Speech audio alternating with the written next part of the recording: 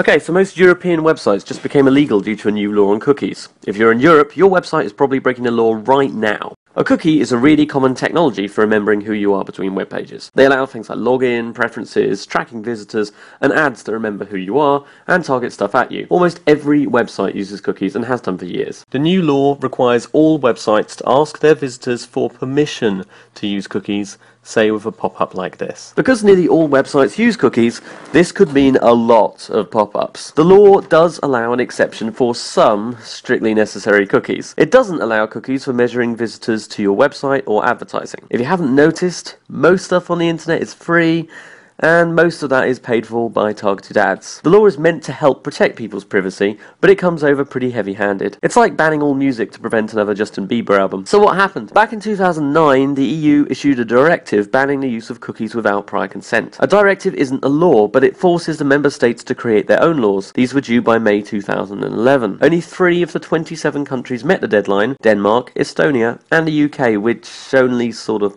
half met it. The UK realised no one was ready, and on the day that the law came out, said they wouldn't prosecute anyone for another year, which did a lot for the blood pressure of panicked website owners everywhere. But it is still law, and anyone in the EU will eventually have to meet it. There are only 3 things websites can do. 1, you can ignore the law. 2, you can stop using cookies.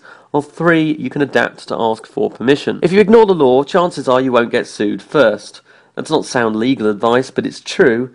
We expect most people will try to ignore the law as long as possible. You could stop using cookies. This isn't as easy as it sounds, because most web technology uses cookies everywhere, so even if you want to, you probably can't turn them off yet, at least until some new software comes out. Or you could start asking for permission. If you want to keep on using cookies, you're going to have to, and that means getting in people's way. One option is a pop-up, which were once so popular that every single major browser blocks them automatically. Slightly better, an accordion, which slides down from the top of the screen like this. For a real example, let's take a look at the ICO.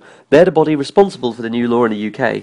This thing appears at the top of every page, and it won't go away until you accept their cookies. Worst of all, the long question they ask assumes that visitors know what a cookie is, when surely the law is designed to protect those who don't, and it doesn't actually say what their own cookies do, which is track their own visitors. So essentially, the body responsible for telling us what to do has given us a fine example of what not to do on their own website. In conclusion, the law is here.